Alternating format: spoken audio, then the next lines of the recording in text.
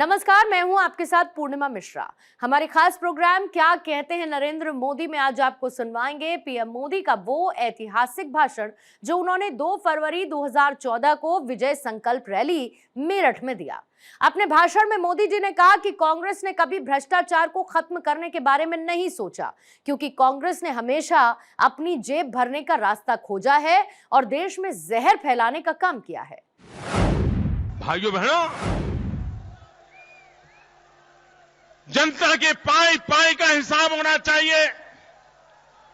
जनता की पाई पाई जनता की भलाई के लिए काम आनी चाहिए। और भाइयों बहनों, मैं आपको विश्वास दिलाता हूं, हम भारतीय जनता पार्टी के सिपाही हैं। हम इस देश के चौकीदार हैं। आप अगर हम लोगों को दिल्ली में बिठाओगे तो मैं आपको विश्वास देता हूं कि दिल्ली की तिजोरी पर मैं किसी पंजे को पड़ने नहीं दूंगा। हम चौकीदार बन के बैठेंगे। देश के गरीबों के पैसों के हक को किसी को छीनने नहीं देंगे, ये मैं आपको विश्वास दिलाने आया हूं। भाइयों बहनों, आप मुझे बताइए, मेरे नौजवान मित्रों बताइए, आपके दादा को, आपके पिता को जवाब देंगे? मुझे नौजवान जवाब देंगे? आपके दादा पिता को जिस प्रकार की जिंदगी गुजारनी पड़ी, क्या आप ऐसी जिंदगी गुजारना चाहते हो? आपके पूर्वजों को जो मुसीबत झेलनी पड़ी, आप झेलना चाहते हो? आप बेरोजगारी में जिंदगी गुजारा करना चाहते हो? क्या देश का नौजवान रोजगार चाहता है कि नहीं चाहता है? आपको रोजगार मिलना चाहिए कि नहीं मिलना चाहिए? भाइयों बहनों, मुझे अभी तक समझ नहीं आया है कि नौजवान नौकरी के लिए जाता है, इंटरव्यू के लिए जाता है, तो वो पहले किसी की सिफारिश के लिए रास्ता खोजता है, और सिफारिश नहीं है तो नौकरी मिलती है क्या? बिना सिफारिश नौकरी मिलती है क्या? जरा बोलो तो, पैसे दिए बिना नौकरी मिलती है क्या? इंटरव्यू में पास करेंगे ऐसा वादा देते हैं कि नहीं देते? रुपये लूटते हैं कि नहीं लूटते?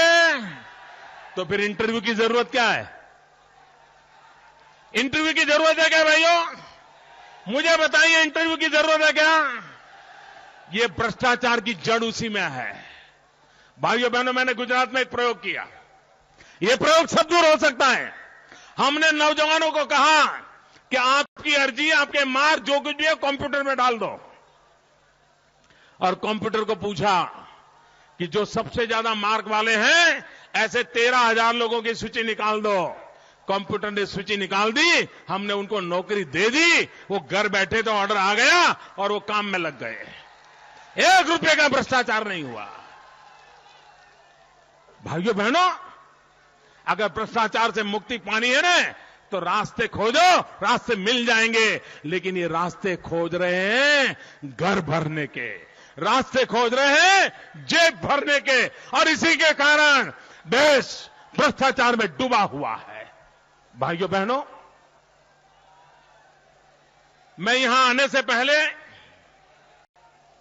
यहां पर जो सरस्वती विद्या मंदिर है वहां जाने वाला था, लेकिन समय की देरी हुई तो हमने तय किया कि इस कार्यक्रम के बाद मैं उस सरस्वती विद्या मंदिर जाऊंगा। क्यों जा रहा हूं बताऊं आपको? मैं ये सरस्वती विद्या मंदिर चलाने वाले सभी महानुभावों का अभिनंदन करता हूं। वो एक ऐसा काम कर रहे हैं जिसके जानते ही हमारा माथा ऊंचा हो जाता है। ये सरस्वती विद्या मंदिर इसी मैदान में, इसी चौगान में हमारे जो नॉर्थ ईस्ट के बच्चे हैं, पूर्वांचल के जो बच्चे हैं, नागालैंड, मिजोरम, अरुणाचल प्रदेश, वहां के बच्चों को लाकर के यहां पर उनकी शिक्षा दीक्षा का काम करते हैं। आप देखिए, एक तरफ उन दूर सुदूर जंगलों में रहने वाले बच्चों को लाकर के उनकी परवरिश करना, उनकी शिक्षा दीक्षा का काम करना, ये हो रहा है। और दूसरी तरफ दिल्ली में मैडम सोनिया जी आपके नाक के नीचे अरुणाचल के एक बेटे को मौत के घाट उतार दिया जाता है। ये मामला गंभीर है। मैं दिल्ली वासियों से भी कहना चाहता हूं, मैं देशवासियों से भी कहना चाहता हूं, कभी अरुणाचल जाके देखिए भाइयों बहनों, हमें गर्व होगा। एक तरफ अरुणाचल का हर नागरिक चीन के साथ लड़ाई लड़ता रहता है, चीन के षड्यंत्रों में कभी फंसता नहीं है। ये अरुणाचल की भूमि ऐसी है, अगर हम एक दूसरे को मिलते हैं तो राम राम बोलते हैं, नमस्ते बोलते हैं। अरुणाचल के लोग एक दूसरे को मिलते हैं तो जय हिंद बोलते हैं, जय हिंद बोलते हैं। उस अरुणाचल के एक बेटे को मार दिया जाए, हमारा माथा शर्म से झुक जाता है भाइयों। आज विश्व जिस प्रकार से बदल रहा है, दिल्ली को हमें एक ग्लोबल सिटी के रूप में देखना चाहिए। दिल्ली एक ग्लोबल सिटी के रूप में विकसित होना चाहिए। लेकिन पिछले कुछ दिनों से जिस प्रकार की भाषा बोली जा रही है, जिस प्रकार के कारनामे किए जा रहे हैं, उसके कारण दुनिया के अंदर देश की हमारी राजधानी और उसके कारण पूरा हिंदुस्तान उसका माथा शर्म से झुक रहा है।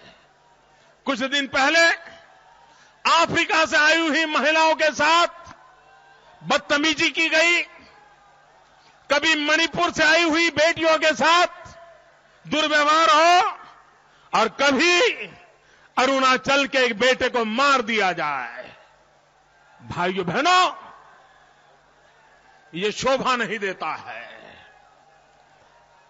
भाइयों बहनों, जब ये सुनते हैं कि अरुणाचल के बच्चों को, नॉर्थ ईस्ट से आए हुए बच्चों को नौकरी के लिए आए, पढ़ाई के लिए आए, मकान नहीं मिलता है।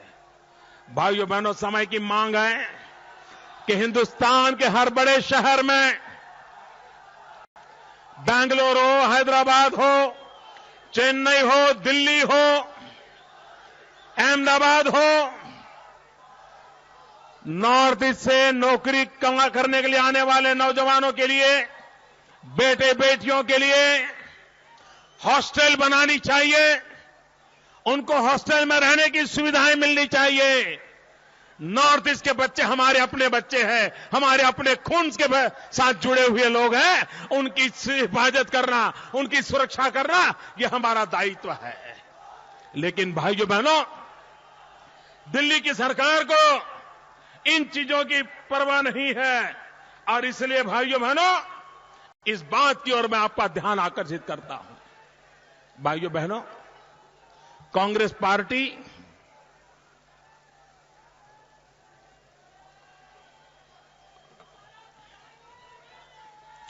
ये कांग्रेस पार्टी को जरा समझने की जरूरत है भैया। आजकल उन्होंने एक नया राग आलापा है। देश जिन मुद्दों की चर्चा करता है, देश जिन मुद्दों के सवाल पूछता है, ये कांग्रेस पार्टी सवाल एक पूछो जवाब दूसरा देती है। लोग सोनिया जी को पूछ रहे हैं कि किसान आत्महत्या क्यों कर रहा है, तो वो जवाब दे रही है कि लोग जहर की खेती कर रहे हैं, जहर की खेती कर रहे हैं। भाइयों बहनों, ये मैडम सोनिया जी ने आरोप लगाया है कि कुछ लोग जहर की खेती करते हैं। अब भाइयों बहनों आप तय करिए। कुछ दिन पहले जयपुर में कांग्रेस का अधिवेशन था और वहां श्रीमान राहुल गांधी ने कहा था कि वो सुबह जल्दी जल्दी उठ करके अपनी मम्मी के कमरे में गए थे, मम्मी से मिले थे, तो मम्मी ने कहा था कि बेटा सत्ता जहर होती है। कहा था ना, मैडम सोनिया जी ने राहुल जी को कहा था ना कि सत्ता जहर होती है। कहा था, कहा था। आप मुझे बताइए सबसे ज्यादा सत्ता पर कौन रहा? देश में पिछले 60 साल में सबसे ज्यादा सत्ता पर कौन रहा? कौन रहा? अगर सत्ता जहर है तो सबसे ज्यादा ये जहर चखने का काम किसने किया? ये किसके पेट में जहर गया? किसका पेट जहर से भरा पड़ा है? ये जहर कौन उगल रहा है? ये जहर कौन उगल रहा है? ये जहर की फसल कौन काट रहा है? ये जहर कौन बो रहा है? भाइयों बहनों, ये कांग्रेस पार्टी का चरित्र है। कांग्रेस पार्टी ये विभाजनकारी पार्टी है। कांग्रेस पार्टी ये विघटनकारी पार्टी है। कांग्रेस पार्टी तोड़ो और राजनीति करो, वोट बैंक की राजनीति करो, एक संप्रदाय को दूसरे संप्रदाय से लड़ाओ, एक जाति को दूसरी जाति से लड़ाओ, एक राज्य को दूसरे राज्य से लड़ाओ। ये कांग्रेस का जहर बोने का काम है। आपको मैं उदाहरण देता हूं। हमारे उत्तर प्रदेश में से अटल बिहारी वाजपेयी ने उत्तराखंड बनाया। उत्तराखंड भी मिठाई बांट रहा था, उत्तर प्रदेश भी मिठाई बांट रहा था, क्योंकि हमने प्यार बोया था, प्यार बोया था। बिहार में से झारखंड बना, झारखंड भी मिठाई बांट रहा था, बिहार भी मिठाई बांट रहा था, क्योंकि भारतीय जनता पार्टी और अटल जी ने प्यार बोया था। मध्य प्रदेश में से छत्तीसगढ़ बना, मध्य प्रदेश भी मिठाई बांट रहा था, छत्तीसगढ़ भी मिठाई बांट रहा था, क्योंकि अटल बिहारी वाजपेयी ने प्यार बोया था। और जिन्होंने जहर बोया, तेलंगाना बनाने गए, आंध्र में भी आग लगी हुई है, तेलंगाना में भी आग लगी हुई है, क्योंकि आप तोड़ो और राज करो की नीति को चला रहे हो। जहर बोने का काम आप करते रहते हो और उसी के तहत आप देश को तबाह कर रहे हो। भाइयों बहनों, वोट बैंक की राजनीति बहुत हो चुकी, जहर फैलाने की राजनीति बहुत हो चुकी। समय की मांग है हम विकास की राजनीति के रास्ते को पकड़ें, हम विकास के मार्ग पर चलें। गरीब का कल्याण हो, किसान का कल्याण हो, नौजवान को रोजगार मिले, माताओं बहनों को सम्मान मिले। ऐसा देश बनाना विकास के रास्ते पर संभव है।